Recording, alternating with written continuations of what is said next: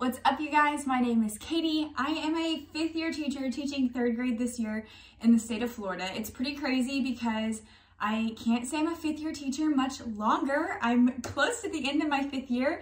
It is like 9 days till the end of the school year. And so I thought, I haven't done a Q&A since like the beginning of this semester. So I thought it would be a good idea to do a Q&A chatty video with you guys to post on my channel this week.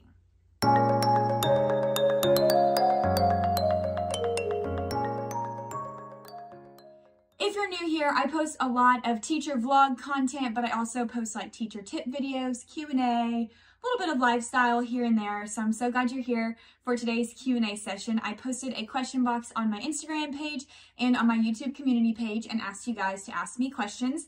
By the time you're watching this, it's been a while since I put those question boxes out there. My bad. It took me longer than I expected to be able to sit down and actually film this video, and I'm filming it during a really busy week in my life. I'm vlogging. We just did state testing this week. Okay, so I'm like really tired. So if I seem like I'm dragging, that's why.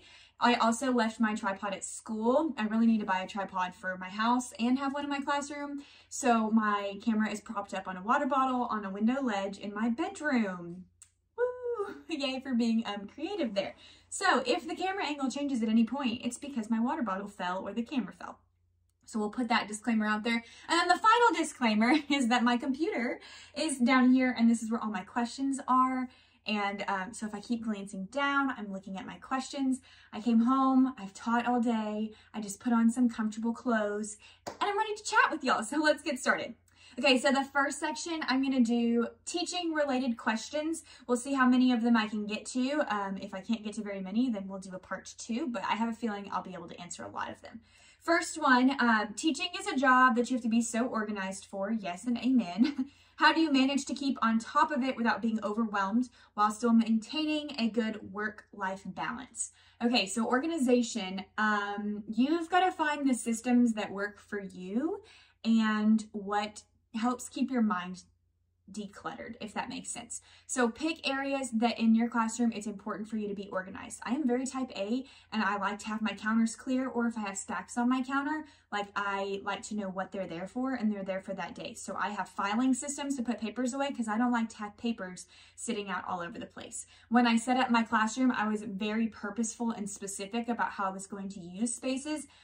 So if you're looking for ideas for organization, go watch people's classroom setup videos because a lot of times they give a lot of thought behind why they're putting something there. I know when I was mapping out my stuff, I was like, okay, I want to use this cabinet for this because it's in this section of my room. And then try to put everything back in its place. At the end of the day, I just do a sweep and I try to put things away where they need to go at the end of every afternoon. As far as work-life balance, I think I had another question about this later on. Just knowing when it's okay to leave something and that it'll be there tomorrow. Also, I know Victoria from Life with Miss Leach, she has shared like something really cool in one of her vlogs that I'm like, oh yes, I think about it that way too. It's okay to use class time to get things done. Like when you have an independent activity, I know teachers are always like, oh my goodness, I always need to be pulling students and doing all this. Yes, but part of your job is grading and doing some of those tasks as well. And so if your students are working independently, it's okay to pick a day during the week to let them work independently and catch up on your grades. You know, like use your class time wisely, if that makes sense. There's never a moment where I'm just like sitting there unless I'm like so frazzled and overwhelmed when they're sitting like doing independent work. There's rarely a moment that I'm just sitting there. I'm always grading something, giving feedback on something, or pulling small groups, but it's okay to have like grading something in that rotation. I don't know. She shared it so well. I'll try to find the vlog where she talked about it and linked it because I was like, that's a great tip for work-life balance. And then I also had a question later on. What do you do to support yourself for burnout? So again, it's a fine balance. Your first year of teaching, your work-life balance will feel non-existent. It gets easier. I will say I have not done nearly as many projects at home this year as I have in years past. And I think it's all just managing your time that you're in the classroom better. I have a video all about that too, about like time management, and I'll link that above too if you're wanting to check that out. Next question, finishing up student teaching and applying for elementary teaching jobs in the fall. Congratulations. Once I find out where and what I will be teaching, besides collecting children's books, what do I do over the summer to prepare? Want to look over curriculums ahead of time, but what in them should I be looking out for? My biggest advice first, congratulations on your first teaching job. I have a whole video dedicated to first year teacher tips, so I will link that.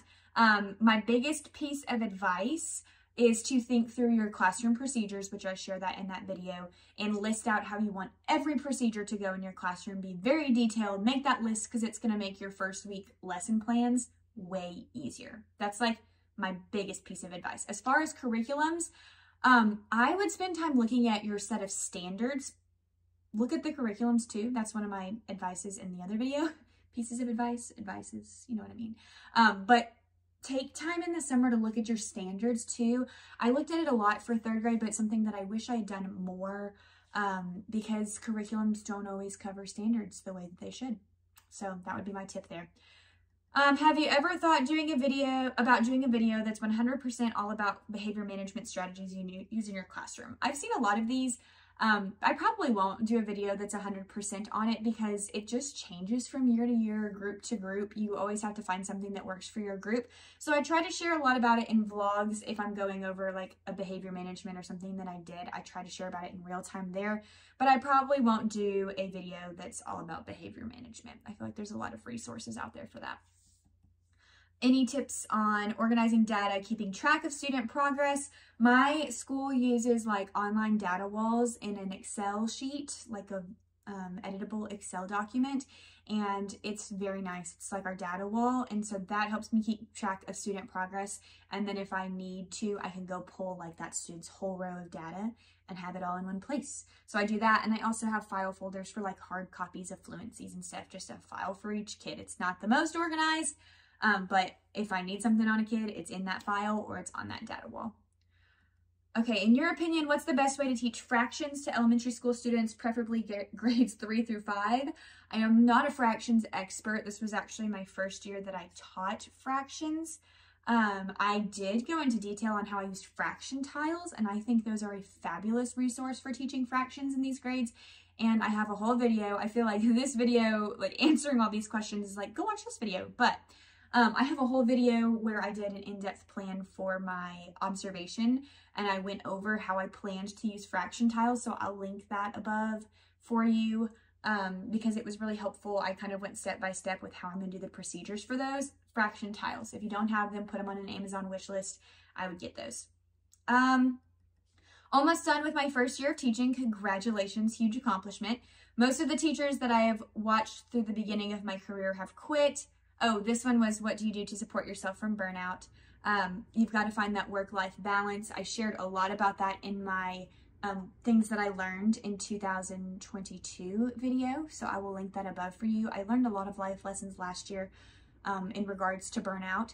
Make sure where you are is a good fit and that you're happy where you are. If not, it's okay to look for things elsewhere. And take your weekends back, take your evenings back, do something that you enjoy. And you don't always have to go over and above and over the top for every single thing that you do, especially if it's your first year doing something. Like there were some days this year that I taught the math book lesson by the book. And it's okay. My kids learned. You know what I mean? Like it didn't have to be a classroom transformation, highly engaging, blah, blah, blah. Like there were some days where I was like, my best today is teaching from this math book, and I can do that really well.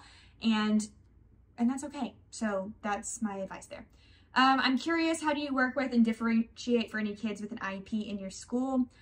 This is very school specific, but I just use the accommodations that are on their IEP, and we have charts to keep track of our accommodations, so we just check it off if we gave it and the student received it for that week. So it might be a better question to ask teachers at your specific school, but I just follow their accommodations. Favorite content to teach? This goes back and forth all the time. My first year teaching, 100% math. I loved teaching math. I loved my old math curriculum. Then I kind of switched to reading once I was getting a good grasp on like teaching phonics in first grade, and I still miss like all the phonics stuff. This year has probably been math because our reading curriculum is not our favorite, but I feel like next year I'll be able to teach the reading better. So how's that for very indecisive? Sometimes it's reading, sometimes it's math. I don't know. Do you have a favorite read aloud? What's the title? Oh, y'all, this is hard. A favorite read aloud. I love the Nuffle Bunny books by Mo Willems. That's got to be it. I've just loved reading those, and I think they're very good for teaching inference and inferring, because is it Dixie or Trixie? I think it's Trixie, is the little baby's name, and she doesn't speak in words. She speaks in baby talk, but you can infer. Like, teaching inferring is so hard, especially for little kids. So the year that I figured out like I could use this book to teach it, I was like, oh my goodness. Because you can say like, okay, what do you infer? Like, think about what you see on the page. What do we think Trixie is trying to communicate?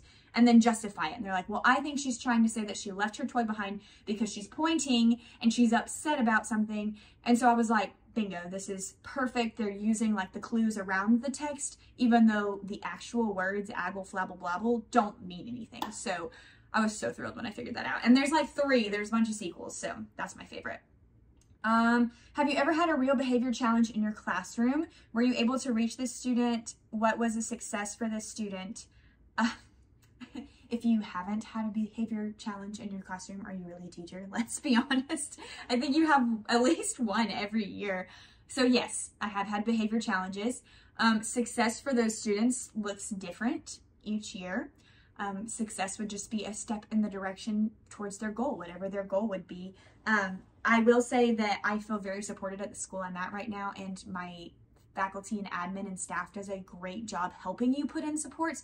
So it's not just you with that behavior child and like trying to figure things out. And I'm immensely grateful for that. Were you able to reach the students? Sometimes yes, sometimes not as much. And that's okay. You know, you just do the best you can. Next question. Do you enjoy the beginning of the year best or the end of the year, and why? God, this is hard. In first grade, I think I liked the end of the year because they were able to do more and read more, and to see the light bulb go off was incredible. In third grade, I don't know. So I think end of the year has got to be my favorite. There's something so exciting about the beginning of the year though, and the fresh school supplies and the new peeps. But I think I like end of the year best. I'm already starting to get like a little nervous about the end of the year because I've had great parent support and all this stuff, and I'm like, I'm going to start all the way over with a fresh group of kids, and I'm not going to know their parents, and I'm not going to, so I'm starting to panic. I'm going to like miss what I have. Okay, y'all, this is the most frequently asked question on my channel ever, and I don't have the answer to it, and it kills me. Where did you get the white file crate holding thing? I've been looking for one for a while. It's the wire crate that the wire shelf that holds my 3 milk crates. It's like in the background of every one of my vlogs. If you've ever watched any of my setup vlogs, you've seen me move it 1,000 times. And the answer is I don't know where you can find one. And I wish I did. And if I wanted to make a new career, I would find somebody who could weld those for me, and I would sell them, because I get asked this question at least once a week on a vlog somewhere. I actually got it at a garage sale that a retiring teacher was having because she didn't want it anymore, and it's amazing. It's got wheels too, like you can wheel. I mean, it's the best, and I wish I could tell you. I literally got it for free from a retiring teacher, so I'm so sorry I don't have the answer to that. Could you give your opinion on the Go Math curriculum? I sure could. I could make a 30-minute video about my opinion on the Go Math curriculum. It's not my favorite. It's not very hands-on for the kids. It's very textbook heavy. I don't feel like there are a lot of activities for them.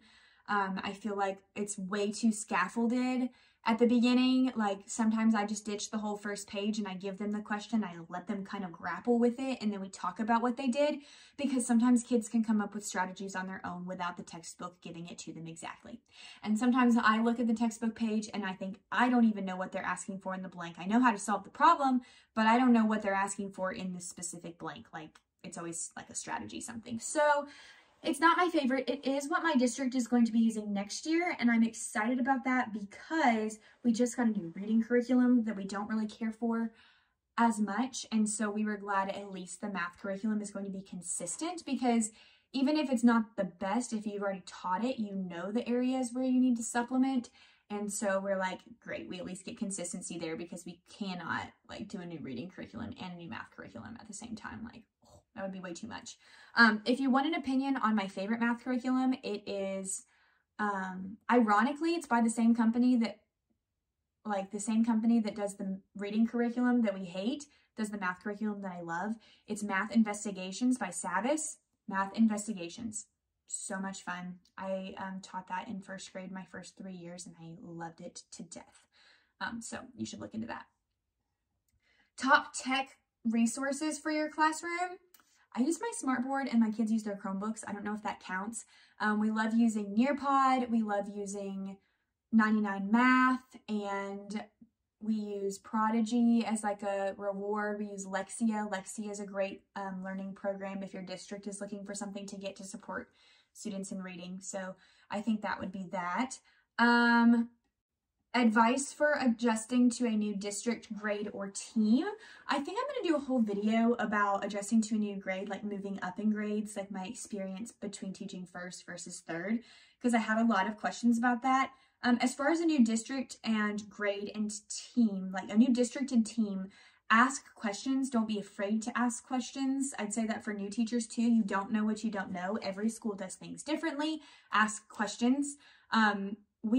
Another piece of advice is our lunchtime is spent just talking and not talking students or grading. I mean, sometimes, you know, we'll tell a funny story from our day or whatever, but we kind of like take that to say, what are you doing this weekend? How's so-and-so doing? And that is a great investment in our like relationship as a team. I'd say get to know your admin real quick. Go visit their office a few times in the first couple weeks of school so you're not afraid to go in there and you feel like it's like open door. Yeah, that's the biggest advice I can give, is just communicate with the people that you're with, because you don't know what you don't know and nobody's going to get mad at you for asking a question. So what makes you feel most overwhelmed at school? When I don't get a planning period. I had an IEP meeting today. If I don't get that 40 minutes to like go and get things done, makes me feel so overwhelmed. So that's what makes me feel most overwhelmed. How often do you have meetings or PLCs during planning time? Currently at my district, we have a meeting once a week during our planning Wednesdays, and it's a grade level meeting led by my team lead teacher. So we get together and just touch base and talk about stuff, and we do that once a week on Wednesdays. And that's about it. Every once in a while there's an IEP meeting, but we don't have any like additional PLC often, once in a blue moon. That's like during our planning. Okay, and then the last teaching related question. Are you going to stay in third? Drum roll, please. I got this question a lot. I can officially say, yes, I am staying in third grade, staying at my school. I signed for reappointment this week, which was really exciting. So yes, I'm staying in third grade. All right, now I'm going to the other questions. These are not teaching related. I love it when you guys ask me not teaching related questions too, because it's just fun to answer those. So here we go. First one, what are some vacation ideas that you have for this summer? Take me to the beach. I want to go to the beach so bad. I have 4 new swimsuits for this summer. I hadn't bought new swimsuits since I got married. David and I have been married for almost 4 years, so I got a lot of new ones before our honeymoon in Hawaii. And some of those were just not looking so great anymore, and I wanted new ones. And so I ended up going to Cupshe, which I've had great success with theirs, and I got a lot that were really cute, high-waisted, loved.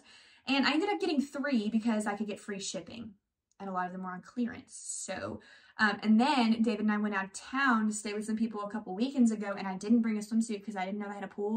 And he was like, oh yeah, I should have told you they have a pool. So we went and bought myself a swimsuit because he was like, it's okay, I didn't tell you, so let's go buy you one at Target. So I got a cute like one piece at Target. So all of that to say, take me to a beach. That's what I want to do for summer vacation, for sure. Do you think you will homeschool your own kids someday? I don't know. It depends on what education looks like when my kids are school age. I feel like I could. I feel like I'd be capable of homeschooling my kids, but I also feel like having worked in the school, I feel like I can support my kids through public education as well and be kind to their teachers and be on the same team as their teachers and admin. And so it just kind of depends. I love this question. Victoria asked me this one. What YouTube video that you've created are you most proud of? I think I'm most proud of my classroom setup series from last year. It was a great, exciting new time. I feel like I filmed the process really, really well. So I think that's what, and I just had a blast doing it. So I think that's what I'm most proud of, is that classroom setup series. And I'm not moving classrooms this year, so I won't have like a huge classroom setup series. I'm gonna try to do some like classroom prep stuff. But that's probably what I'm most proud of. I think the video that another one that I'm really proud of is my, what was it? The first year teacher advice. I get people who say, hey, I've watched this all the time, and people who were like, my teacher assigned this for us in college to watch. And that is really cool to me. Like that college professors use teachers' videos on YouTube and like ask their like teachers in training to watch it. That's so cool. So that makes me really proud too. So that's not the setup series. It was kind of a two-part answer. Where do you see yourself in the next 5 years? Hopefully where I am with children, probably teaching still. I answered this question on YouTube, but I thought I'd share it. Where did you get your pants from? I think I've seen them in a few videos and they are cute. I asked a clarifying question. They're talking about my mom jeans. They're from Old Navy. I love the high-waisted straight cut jeans right now, Old Navy. Favorite perfume? I do not have one. If you have a perfume that you love, please drop it in the comments below. I'm on the hunt. I usually just get like Bath & Body Works spritzes. Yeah, and so let me know if you have a perfume you like. Share what eye makeup you use. Y'all, this is what my eye makeup looks like at the end of a day, right? Not bad, because it's hot and I was sweating at recess. I use drugstore brand, like grocery store stuff. My eye makeup is, I can't even tell you off the top of my head. It's in my morning routine video. And so I'm going to link that above and you can go watch it. And it's literally, I have a morning routine video from like 2 years ago and one from about 1 year ago. And I still use the same eye makeup stuff. So I'm going to link the one that I did last year. And that shows a shot of every eye makeup that I use, to answer your question there. Favorite summer activity? The beach. Things you're looking forward to this summer? The beach. And David travels for work, and so it's fun because in the summer I get to go with him. And the last one, would you ever do a Bible study video? That is so fun. I would love to do that. Maybe like a tips for studying scripture or something like that. I will link below the 2 devotional books that I love because I get questions about those a lot.